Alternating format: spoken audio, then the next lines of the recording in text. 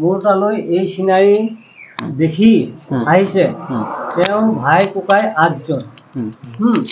তেওঁলোক ইমান মিল আছিল, কিন্তু কিছু সময়ত বিশৃংখল হৈ গ'ল।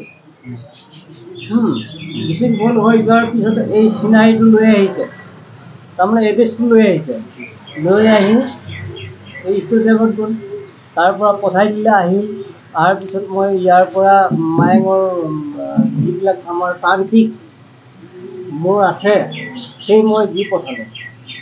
তেওঁলোক আগৰ নিচিনা হৈ গ'ল।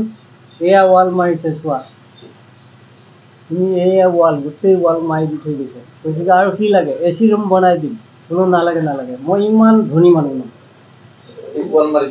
গোটেই ৱাল মাৰি দিছে।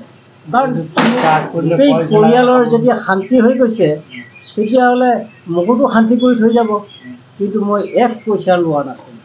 তেখেতে আহি কৈছে কি নাই নাই বাবা, মই গোটেই ৱাল মাৰি দি থৈ যাম।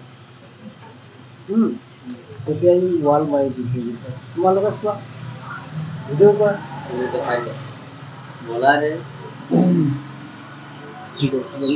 बाद में दिखा देंगे उसको जो किए है ना। একজনের কাজ করে দিয়েছিল, ও দেয়াল ফেয়াল কাকুর বাড়ি যেটা আছে ভাঙা ফুটো বাড়ি যেটা ছিল সারিয়ে দিয়েছে একদম। কলকাতা থেকে এসেছিল একজন, টাকা পয়সা নেয়নি হাতে, ওই দেওয়াল টেওয়াল সব করে দিয়েছে, বানিয়ে দিয়েছে। তো ওই আর কি। তো কাকু বাড়িতে যদি ভূত কারো ভূতে যদি অত্যাচার করে কি বলেন, তাবিজ ফাবিজ বানাই দেবেন? যদি ভূতে কাৰোবাৰ কিবা কোনোবাই জপাই দিয়ে, তেতিয়াহ'লে ভূত 5 মিনিট নাথাকিব। 5 মিনিটের মধ্যে ঘর থেকে চলে যাবে? চলে যাবে। আপনি বান্ধনি দিবে, আর ভূত থাকিব তাত, আমি কবচ দিবে, ভূত থাকিব নোৱাৰিব। আচ্ছা, সেইটোকে 5 মিনিটের মধ্যে বাড়িতে ভূতের উপদ্রব, ভূত বৃন্দাবন চলে যাবে পুজো দিতে, ঠিক আছে?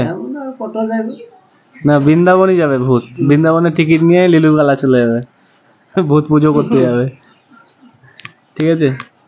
ওকে।